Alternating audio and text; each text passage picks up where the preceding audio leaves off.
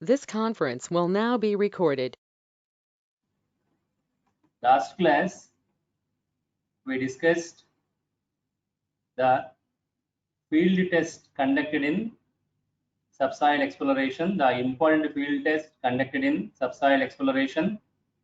One is standard penetration test. Next one is static cone penetration test. Third one is dynamic cone penetration test. So we discussed last class 3 in situ tests. The field tests are also called in situ test conducted in subsoil exploration to determine the properties of soil below the ground level. Number of times I informed you, this is an important concept in civil engineering. This subsoil exploration is conducted before the construction of project. Before the construction of project, to verify whether the proposed location of project, proposed site of project is suitable or unsuitable, we conducted this subsoil exploration well before the construction of the project. Nowadays, even minor projects are also demanding this subsoil exploration. So, this is an important investigation that every civil engineer should know. What are the procedures? What are the different methods we adopted in this subsoil exploration to study the nature of soil, the properties of soil below the ground level. So from the past 2 weeks, we are discussing the different procedures normally adopted in the subsoil exploration. I explained the direct method of subsoil exploration, the semi-direct method of subsoil exploration, and also the different types of soil samplers, the different types of soil samples. And last class, we discussed 3 important in situ tests conducted in subsoil exploration: standard penetration test, static cone penetration test, and dynamic cone penetration test. Apart from those 3 in situ tests, we have still some other important in situ tests in the subsoil exploration. In that, the next important in situ test is the vein shear test. In situ vein shear test. By conducting this in situ vein shear test, we can measure what is the shear strength of soil in the undisturbed condition. In the natural condition, what should be the shear strength of soil? By knowing that shear strength of soil, we can find out the load bearing capacity of the soil, whether the soil is supporting the foundation, whether the soil is having the capability to support the foundation. So that data we can collect from this in situ vein shear test. So please check that slide on the cell phone screens. In the in situ vein shear test, we use this apparatus. This is the apparatus. The slide is having the apparatus we use in the in situ vein shear test. This is that apparatus. Check at the bottom of this apparatus, we have these blades. They are called shear blades. 4 blades are attached to this steel rod. At the bottom, we have these blades. They are called shear blades. 4 blades in the circular form. They attached to this steel rod. And by using this apparatus, we conduct this in situ vein shear test either at the bottom of the test bit or at the bottom of the borehole. So check this diagram here. The in situ vein shear test apparatus is penetrating into the soil at the bottom of the test bit. We excavated the test bit at the place of project to find out the shear strength of soil at this bottom of the test pit, first we are inserting this apparatus, vein shear apparatus, into the soil. In this experiment, first we see that these 4 blades should penetrate completely into the soil, either at the bottom of the test pit or at the bottom of the borehole. When we are conducting this test at the bottom of borehole, we attach this apparatus to the drilling rod and we send this apparatus to the bottom of the borehole. At the bottom of the borehole, we penetrate these 4 blades completely into the soil at the bottom of the borehole. Then coming to this top arrangement, at the top of this apparatus, we have a motor. Please listen this carefully. We have a motor. That motor applies the torque, not the pushing force, not the drop of hammer.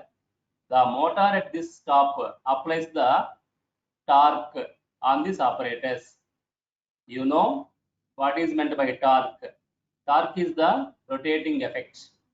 So due to that torque, please listen this carefully. Due to that torque applied at the top, this apparatus tries to rotate.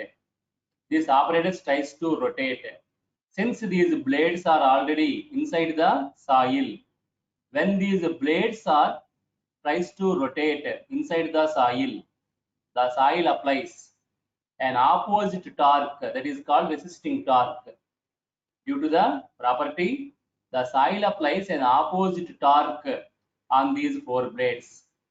So by using the motor on the ground level, we apply the torque, that is the rotating effect. The torque is applied at the top of the apparatus. Due to that torque, when this apparatus tries to rotate, since these 4 blades are inside the soil applies a resisting torque on these 4 blades. Always up to certain instant, the resisting torque applied by the soil is equal to the external torque applied by this motor. Up to a certain stage, the resisting torque applied by the soil on the 4 blades is equal to the external torque applied by this motor. So these 4 blades are unable to rotate inside the soil. Due to that, resisting torque equal to applied torque. These 4 blades unable to rotate inside the soil. By using the proving ring, the motor is connected to the proving ring. By using that proving ring, we can find out how much external torque the motor is applying on this apparatus. So there is a proving ring arrangement in this experiment. By using that proving ring, we can measure how much external torque the motor is applying on this apparatus. Since the resisting torque is equal to applied torque, from that proving ring reading, we can also find out the resisting torque applied by this soil on these 4 blades. Now, if you gradually increase the external torque, external torque means the torque applied by the motor. If you gradually increase the external torque on this apparatus, at one stage, the external torque becomes more than the resisting torque. Just now I explained, up to certain stage, the resisting torque from the soil is equal to external torque applied by the motor. But if you slowly increase the external torque at one stage, the resisting torque stops increasing. Since the external torque becomes more than the resisting torque, these blades tries to rotate inside the soil. So that is very, very important. So up to certain stage, the external torque, rotating torque, both are same. The external torque, the resisting torque, both are same. Up to that, the blades will not rotate in the soil. If you gradually increase the external torque at one stage, the resisting torque from the soil stops increasing. If the resisting torque stops increasing, when the external torque becomes more than the resisting torque, these 4 blades starts rotating inside the soil. Up to that stage, the proving ring reading gradually increases. Since the external torque, resisting torque both are same, the proving ring reading gradually increases. When the resisting torque reaches the maximum value, the proving ring also shows the maximum reading. If the external torque becomes more than the resisting torque, then when the blade starts rotating, then the proving ring reading starts gradually decreasing. So measure in this experiment, measure what is that maximum reading of proving ring. Measure that maximum reading of the proving ring by using that maximum reading of the proving ring. That is nothing but the maximum torque acting on the soil. That is nothing but the maximum resisting torque developing in the soil. By using that maximum proving ring reading, we can calculate the shear strength of soil either at the bottom of the borehole or at the bottom of the test pit. This is the procedure in the in situ vane shear test. Now follow this experimental description carefully. Already I explained, in this experiment we have these apparatus to conduct this vane shear test, and in this apparatus we have these 4 blades. These blades are in the form of circular form. The diameter of circular and this height of the blade, that is called h divided by d. Height of this blade to diameter is equal to 2. In this experiment, the height to diameter ratio, so here observe this, in the in situ vane shear test, the height of the blade to diameter of circle is equal to 2, and this apparatus consists of 4 blades. The height or the length of those blades are either 100 mm or 150 mm or 200 mm long. Now observe this diagram. This is the blades attached to this steel rod. They may be either steel or some other hard material. H is the height of the blade. D is the diameter of circle at this bottom. These 4 blades are arranged. Check this. These 4 blades are arranged such that they form a circle. The diameter of circle is D. Height of this blade is H. In this in situ vane shear test, H by D ratio is equal to 2. That is one condition followed in this vane shear test. Then the different apparatus. First one is the shear vane, that is the blades followed by the steel rod. The torque applicator, that is the motor, just now I explained. The steel rod with the guides, they are the drilling rods. The drilling equipment followed by the jockeying arrangement. These are the instruments normally used in this in situ vane shear test. Now, when you are conducting this test, at the bottom of the borehole, please observe this. When you are conducting this test at the bottom of the borehole, these shear vanes are pushed moderately with a steady force up to a depth. So those 4 blades must be pushed into the soil at the bottom of the borehole up to a depth 4 times the diameter of the borehole or 50 centimeter, whichever is more. That is the penetration of blades into the soil either at the bottom of the borehole or at the bottom of the test pit. During that pushing operation, we should not apply the torque. Torque is the rotating effect. So when the blades are pushed into the soil, never apply the torque on the blades. When the blades are pushed into the soil, either 4 times the diameter of the borehole or 50 centimeter, then we slowly apply the torque on the blades. So check this. After the 5 minutes of penetration, so when the blades are penetrated into the soil, wait for 5 minutes. Then after the 5 minutes, by using that torque applying machine, apply the torque on the blades at the rate of 0.1 degree per second. This is the rate of application of external torque on the blades. When the external torque is applied on the blades starts rotating in the soil. When the blades starts rotating in the soil applies the resisting torque on the blades to prevent the rotation. Initially, the external torque is very small. So initially, the external torque is equal to the resisting torque from the soil. That reading we can measure from the proving ring on the ground level.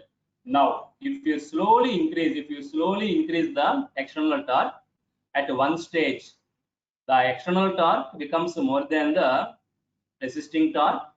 Then the blades rotates in the soil. At that condition, the proving ring reading becomes maximum.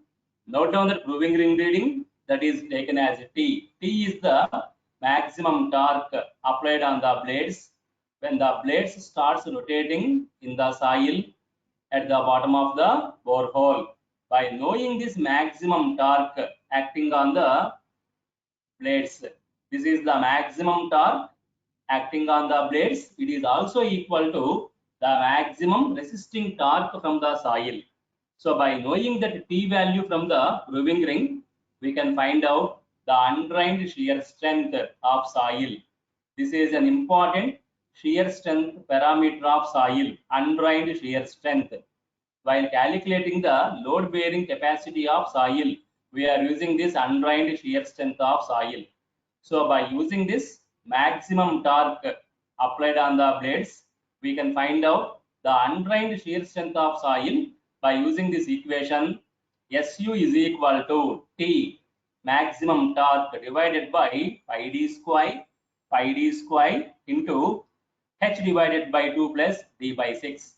This is the equation we are using in the in situ vane shear test to find out the undrained shear strength of soil at the bottom of the borehole. SU, undrained shear strength, SU is equal to T divided by pi d square into H by 2 plus D by 6. In that equation 1, T is the maximum torque applied on the blades. D is the diameter of circle of blades. Already in the previous diagram, I explained in this field vane shear test, H divided by D equal to 2.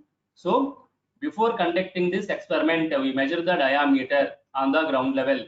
We measure the height of blades on the ground level. H is the height of blades and D is the diameter of circle of blades. By measuring those two values and by using this equation 1, we can find out the undrained shear strength of soil at the bottom of the borehole in the undisturbed condition. So this is the in situ vane shear test we conducted in the subsoil exploration. We repeat this test at different depths in the borehole, at a depth of 2 meter, at a depth of 3 meter, at a depth of 5 meter, like that. At different depths at the bottom of the borehole, we conduct this in situ vane shear test. Every time we calculate this undrained shear strength of soil and we prepare a graph between the depth versus undrained shear strength.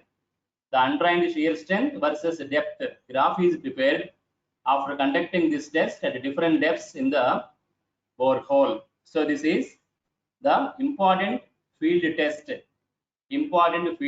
Check that equation 2. Already I explained in this vane shear test, H by D ratio equal to 2. If that H by D ratio equal to 2, then the previous equation 1. What is that equation 1? SU is equal to T divided by pi d square into H by 2 plus D by 6. If I substitute H by D equal to 2 in this equation is changes to this form, that is SU is equal to 60 divided by 7 pi d cube, otherwise 3t divided by pi d cube. T is the maximum torque, D is the diameter of those 4 vanes in the shear vane apparatus. Then we have some limitations or assumptions in the field vane shear test. The first assumption is we assume the shear strength of soil is same in the horizontal direction and also in the vertical direction. That is one assumption normally we use in this field vane shear test. The shear strength of soil is constant in horizontal direction and also vertical direction. And the second assumption is the shear surface, that is the surface of soil surrounding the blades. The blades forming the circle. So the surface, when the blades are penetrating into the soil, surrounding those blades, the soil forms a circular surface that is called shear surface. The resisting torque from the soil is acting on that circular surface of soil. So the shear surface is cylindrical and has diameter equal to the diameter of the vanes. Vanes are nothing but the blades. So these two are the assumptions we are making in this in situ vane shear test. So this is the third field test we discussed in the subsoil exploration. So in this subsoil exploration, so far we discussed the standard penetration test, the static cone penetration test, the third one dynamic cone penetration test, the fourth one in situ vane shear test. Apart from those four tests, we have another important in situ test that is called in situ pressure meter test. I hope you never come across this type of in situ test in the geotechnical engineering. In subsoil exploration, all these in situ tests comes under geotechnical engineering only. In the subsoil exploration, we have number of in situ tests. We have so many in situ tests, and in the unit 1, we are discussing only the important in situ tests. One is standard penetration test, second one is static cone penetration test, third one is dynamic cone penetration test, fourth one is just now we discussed the in situ vane shear test. Then the another important field test is the in situ pressure meter test. What is the importance of this in situ pressure meter test? By conducting this in situ pressure meter test, we can find out the deformation characteristics. Please listen this carefully. Deformation characteristics, volumetric strain, pressure, for how much pressure, the volumetric strain is developed in the soil, how much pressure is required to produce certain volumetric strain, that is called deformation characteristics. So far you have an idea only solids are having deformation properties like steel, like aluminum, like bronze. So far you know that the solids are having deformation properties like stress, like strain, like Young's modulus, like Poisson's ratio. But soils are also having the deformation characteristics. Before going to construct the project, we must also study those deformation characteristics of soil.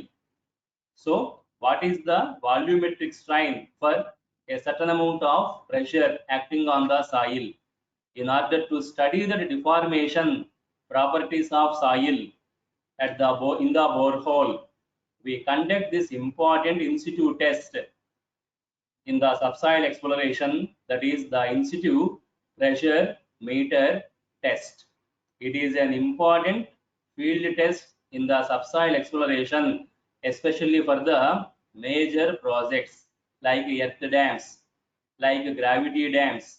We conduct this in situ pressure meter test to find out the deformation characteristics of soil. Check this arrangement in the in situ pressure meter test. This is the instrumental arrangement. In this, we have this gas chamber, high pressure gas chamber. We have this water reservoir. check this borehole, inside the borehole. Inside the borehole, in the pressure meter test, we have the arrangement called probe. We have this arrangement known as probe. I will show you later about this probe. This is the arrangement in the pressure meter test, the probe. Sometimes it is a thick rubber membrane or a thin metal membrane. A probe is inserted into the borehole in the pressure meter test. Just now I explained the importance of this pressure meter test is to determine the deformation, to understand the deformation characteristics of soil below the ground level. Standing on the ground level, please listen this carefully. Standing on the ground level, we cannot predict what are the deformation characteristics below the ground level. Only by conducting this pressure meter test, institute test, we can find out the deformation properties of soil below the ground level. So in this pressure meter test, we have the probe. The probe is inserted into the borehole. It is either resting on the borehole, bottom of the borehole, or on the sides of the borehole. A probe is inserted into the borehole. That probe is connected to the water reservoir and also to the pressure cylinder, gas cylinder. We can measure the pressure in this cylinder by using this dial gauge. There is a dial gauge to measure the gas pressure, and this probe is also connected to water tank reservoir, water tank. From that water tank, the water is sent into this probe. So coming to this experiment, how to conduct this pressure meter test to find out the deformation characteristics of soil. To find out the deformation characteristics, please watch this next slide carefully. This is the probe. We sent this probe inside the borehole. So just now I show in the first slide, the probe is there in the pressure meter test. We insert that probe into the borehole. That is this probe. Either it is a rubber cylinder or it is a thin metal cylinder. This probe is connected to the pressure cylinder and also the water reservoir at the ground level. The gas pressure is measured by using these dial gauges. The dial gauges are used to measure the gas pressure applied on this probe. That is the importance of these dial gauges, and this is the gas cylinder, and we are also having the water reservoir. Now coming to this test procedure. To conduct this pressure meter test, first we insert this probe without water. Please listen the test procedure carefully. We insert this pressure without any water in the probe into the borehole. So we sent this probe into the borehole without any pressure, without any water on this probe. Once this probe is sent into the borehole, we sent the water into this probe by using this water reservoir. So from this water reservoir, the water is filled in the probe. When the water is filled in the probe is expanding. Initially, there is no water in the probe. When the probe is sent into the bottom of the borehole, the probe is slowly filled with water from the water reservoir. When the probe is filled with water, the probe expands, and at one stage, the probe touches the sides of this borehole. So, when the water is filling this probe, the probe expands and that probe touches this borehole sides. When the probe touches this sides of the borehole, stop sending the water from the reservoir. Stop sending the water from the reservoir. Apply the gas pressure. Apply the gas pressure on the water in the probe. So follow this carefully. When the probe is completely filled with water, when this probe is completely filled with water, the probe expands and it touches the boreholes. When the probe is completely filled with water touching the sides of the borehole, stop sending the water from the reservoir. Then apply the gas pressure from this gas cylinder. Apply the gas pressure on the water in the probe. When the gas pressure is acting on the water, this probe subjected to further expansion. There is a further expansion of the probe due to the pressure, gas pressure acting on this water level. So when the gas pressure is acting on this probe water, this probe subjected to expansion. Measure the gas pressure. Measure the magnitude of gas pressure by using these dial gauges. Measure the magnitude of gas pressure acting on the water in the probe by using the dial gauges. When the pressure is acting on the water, this probe subjected to further expansion. Due to that further expansion, the water level in the probe decreases. So listen this carefully. Since you are in the first understanding, it is a little bit confusing to you. So follow the test procedure carefully. What we did in this experiment, first we send the empty probe into the borehole. The empty probe without any water, we send that empty probe into the borehole. Then slowly we filled the probe completely with water. When the probe is completely filled with water, the probe expands, it touches the sides of the borehole. When this entire probe is filled with water, stop sending the water from the reservoir. Note down the water level in the reservoir. Stop sending the water from the reservoir into the probe. Note down the water level in the reservoir by using the scale. Then apply the gas pressure on the water in the probe. Once that water subjected to gas pressure, again this probe subjected to expansion due to the gas pressure on the water. Measure the gas pressure acting on the probe by using the dial gauges. Once this probe subjected to expansion, the water level in the probe decreases. Then from this reservoir, send some more water into the probe till the probe is again completely filled. Send the water from this reservoir. Again, this probe is completely filled with water. Note down from this scale, there is a scale attached to this water reservoir. From that scale, measure how much additional volume of water is sent into the probe. So this is very, very important. Please everyone understand this. What we did in the beginning, first we filled this probe with water without gas pressure. We filled this probe with water. Then the probe touches the sides of the borehole. We stop sending the water from the cylinder reservoir, from this water reservoir. We note down this water level in this water reservoir. Then we apply the gas pressure on this water. When the gas pressure is acting on the water, this probe subjected to further expansion. That is very, very important. Here, the expansion of probe is equal to the volumetric change in the surrounding soil. Since this probe is in contact with this surrounding soil at the borehole walls, the probe is touching the sides of the borehole. When this probe expands, there is a volume change in the surrounding soil on the borehole.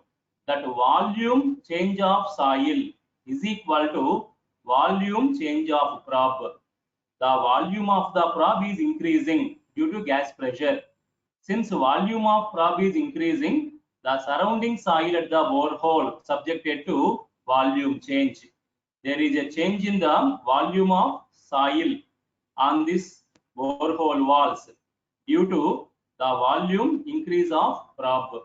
The volume change of surrounding soil is equal to the volume increase of probe. Measure that volume increase of probe by sending the water from the reservoir. So when this probe expands due to gas pressure, the water level in the probe decreases. That decrease in water level in the probe is equal to the increase in volume of probe due to gas pressure. The increase in volume of probe is equal to the change in volume of surrounding soil in the borehole. That is this pressure test correlation. So this is very, very important. That correlation is when the gas pressure is acting on the probe volume increases due to gas pressure.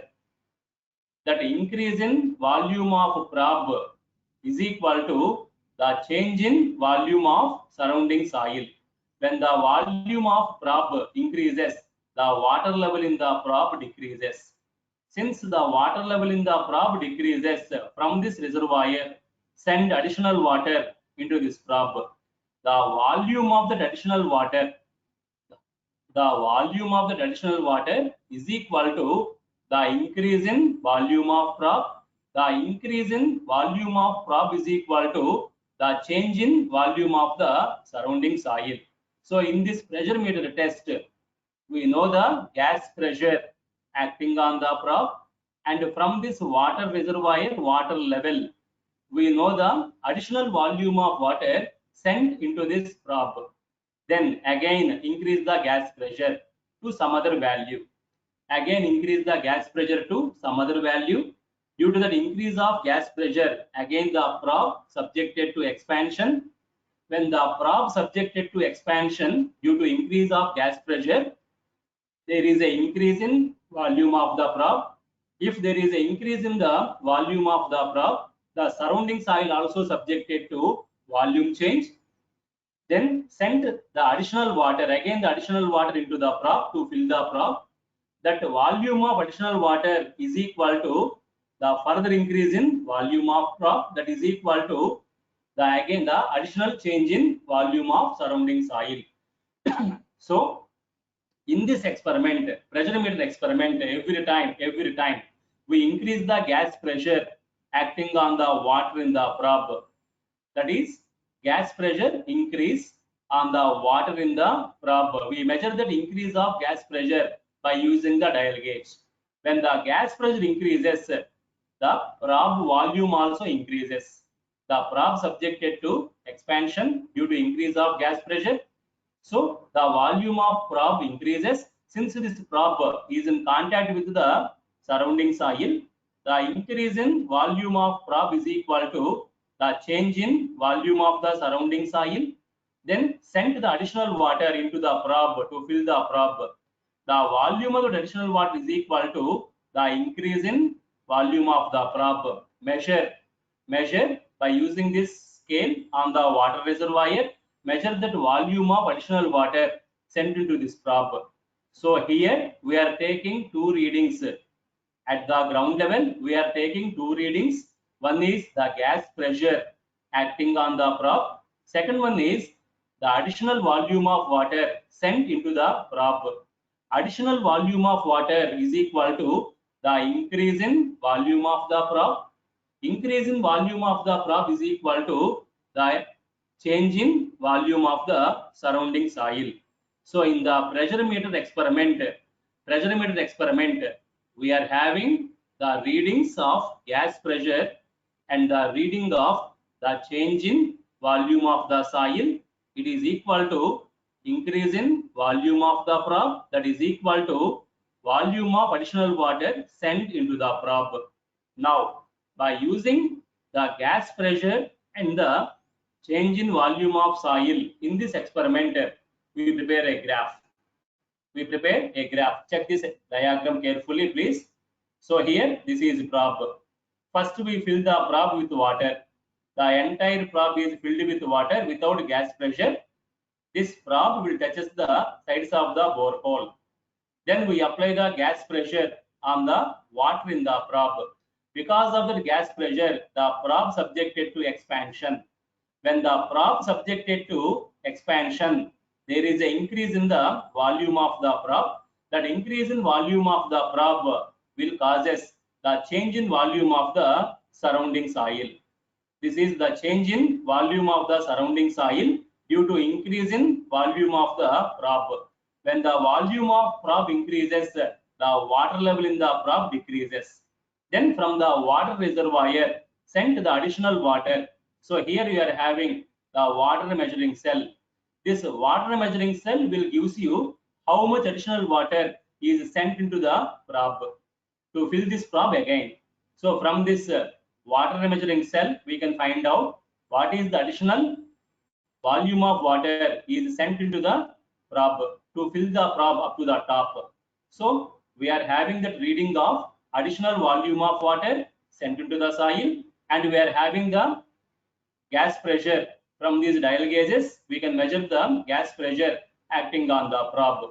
So the increase in volume of probe is equal to the change in volume of the surrounding soil. So in this experiment, we know the change in volume of the soil, and we know the gas pressure intensity acting on the probe, that is on the soil. This pressure meter test was developed by the person Menard. He is the person developed this pressure meter test to study the deformation characteristics of soil in the natural condition. We are calling this pressure meter test also as the subsoil deformator. The pressure meter test is also called the subsoil pressure meter. By conducting this pressure meter test, we can understand the stress versus deformation characteristics of the soil at the bottom of the borehole in the undisturbed condition. Deformation characteristics means volumetric changes.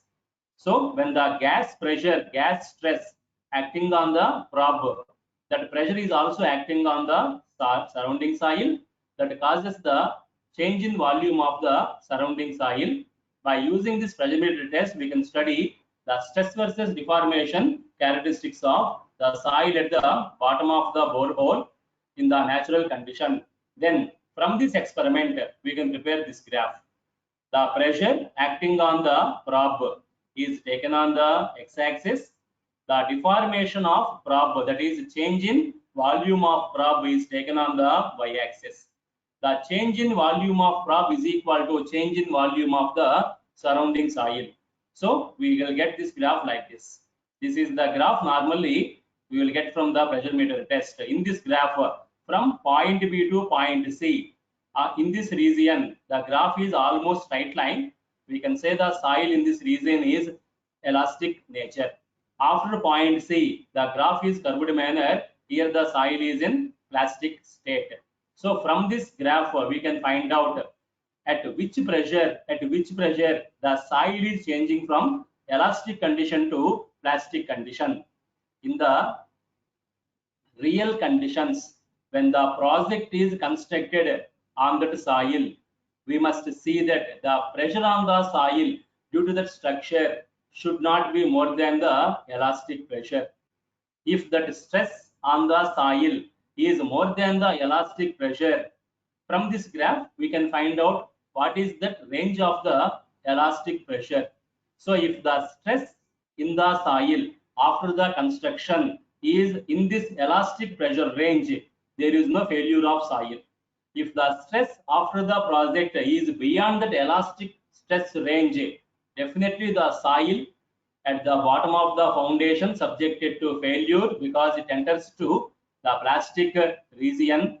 Once the soil subjected to failure, the foundation undergoes to large settlements.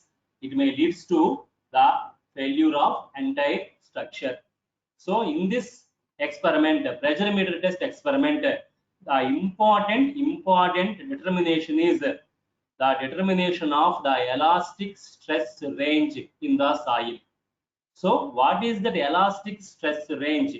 If the stress in the real condition is in that elastic range, the soil at the bottom of the foundation never subjected to failure.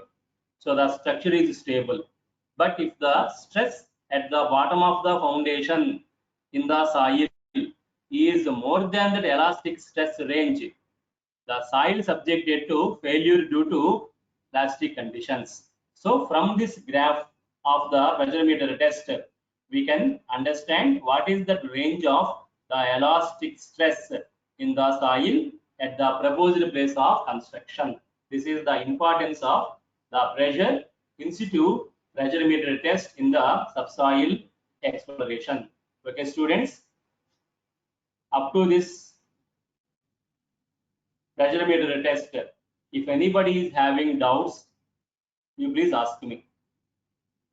Up to this pressure meter test, if anybody is having doubts, you please ask me.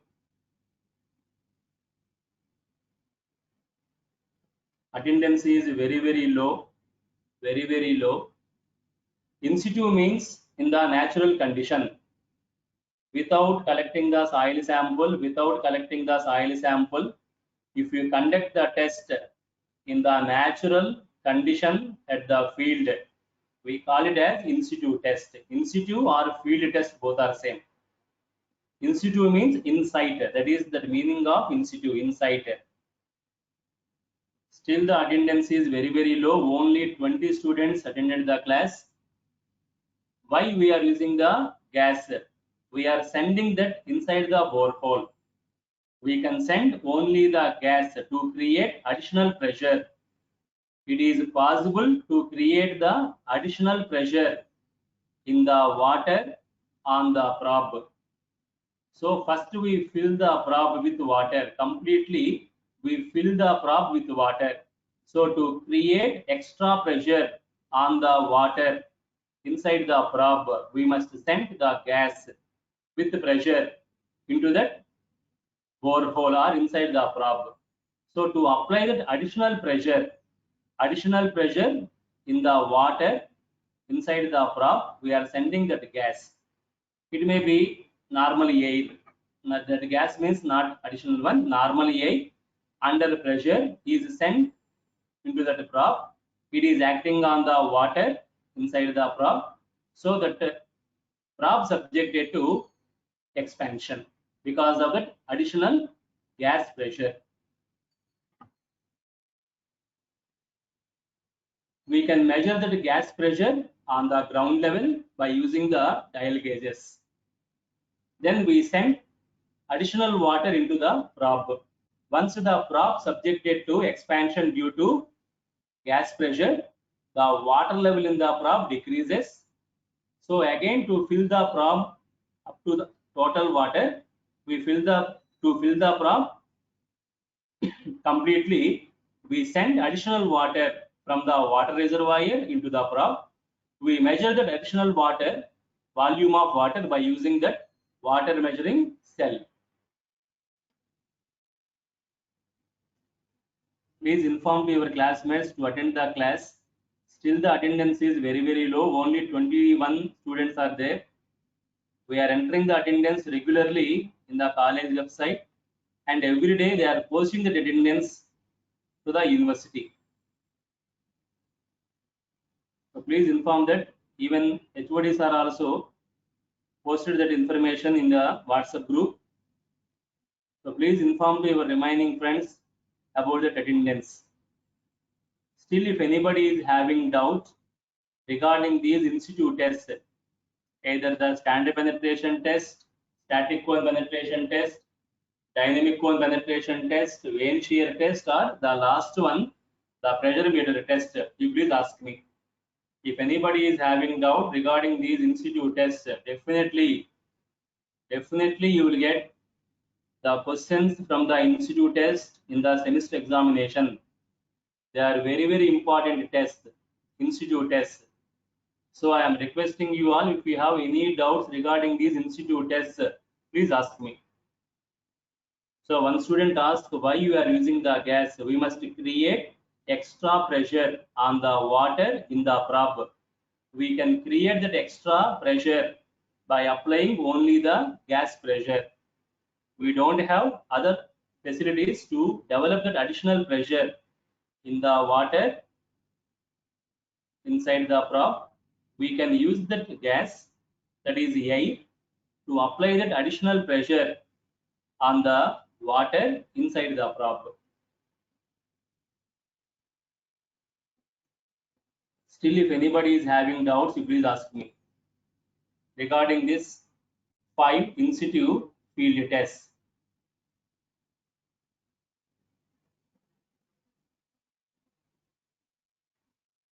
Any doubts, students? Anybody is having doubts? Okay, if nobody is having doubts, we are moving to the next topic in the subsoil exploration, that is the geophysical methods of subsoil investigation or subsoil exploration. Please watch this: geophysical methods of subsoil investigation. Already in the previous classes, I discussed with you in the subsoil investigation or subsoil exploration. We have three methods of subsoil exploration. First one is the direct method of exploration. In the direct method, we discuss test pits, trenches, rifts, and shafts. The second one is the semi-direct method of subsoil exploration. In the semi-direct method, we discuss the borings. We drill the borehole inside the ground to study the soil below the ground. Then the third method of subsoil exploration is the indirect method of exploration. So first one is direct method, second one is semi-direct method, third one is indirect method. In the indirect method of the subsoil exploration, without making the excavation, without excavating the test pit, without drilling the borehole into the ground, we can study the properties of soil, by conducting some tests at the ground level. Those are called the indirect method of subsoil exploration. In that indirect method, we conduct the geophysical methods. By applying the geophysical methods in the indirect method, we can study the properties of soil below the ground level without making the excavations. In certain circumstances, sometimes we must conduct these geophysical methods to study the soil below the ground level without making the excavations. So remember this: without excavating the test pit, without drilling the borehole into the soil, into the ground, we can study the properties of soil by conducting these geophysical methods in the indirect method of subsoil exploration. So we are going to discuss what are these geophysical methods. They are nothing but the indirect methods. What are these geophysical methods? How we conduct these geophysical methods to study the properties of soil below the ground level. Now coming to this geophysical method of subsoil exploration. The geophysical methods are the indirect methods. They are not the direct methods. They are not the semi-direct methods. The geophysical methods are the indirect methods used in the subsoil exploration. By using this geophysical methods, we can determine, this is very, very important. By applying this geophysical methods, we can determine the different soil strata below the ground level. So already I explained, the soil below the ground level is rarely uniform soil. Most of the cases, the soil below the ground level is a layered soil up to certain depth, one type of soil. After that, again the another layer, some other soil, then the another layer, some other soil, like that. Most of the cases, the soil is a non-uniform soil with a different soil thickness, below the ground level. That is called the non-uniform soil. By using this geophysical methods, we can study the different soil strata, below the ground level, and also we can study the soil strata in the horizontal direction. Not only in the vertical direction, we can also study up to how much distance that soil layer is in the horizontal direction. So by using this geophysical methods, we can study the soil behavior not only in the vertical direction, we can also study the soil behavior in the horizontal direction. And when compared to direct method and semi-direct method, this indirect method is a quick method. By using this indirect method, we can quickly investigate the soil below the ground level.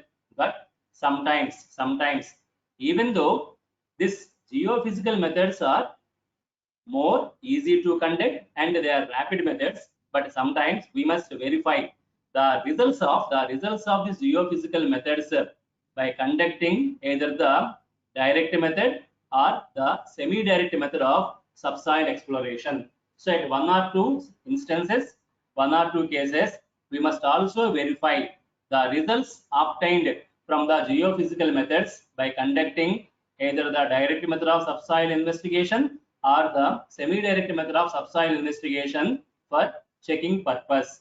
Then in the geophysical methods, we have two types of methods. To conduct this geophysical investigation, we have two types of methods.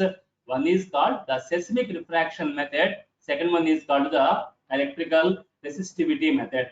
By conducting these two methods, one is the seismic refraction method, next one is the electrical resistivity method. We can investigate the subsoil that is below the ground level in the geophysical methods of exploration. Okay, students, with this, I am going to stop the class. In the next class, I will explain one geophysical method. In the syllabus, we have one geophysical method, that is the seismic refraction method. I will explain that in the next class. If you have any doubts, please ask me. Otherwise, I will stop the today's class and we will continue this class in tomorrow with the seismic refraction method of geophysical investigation.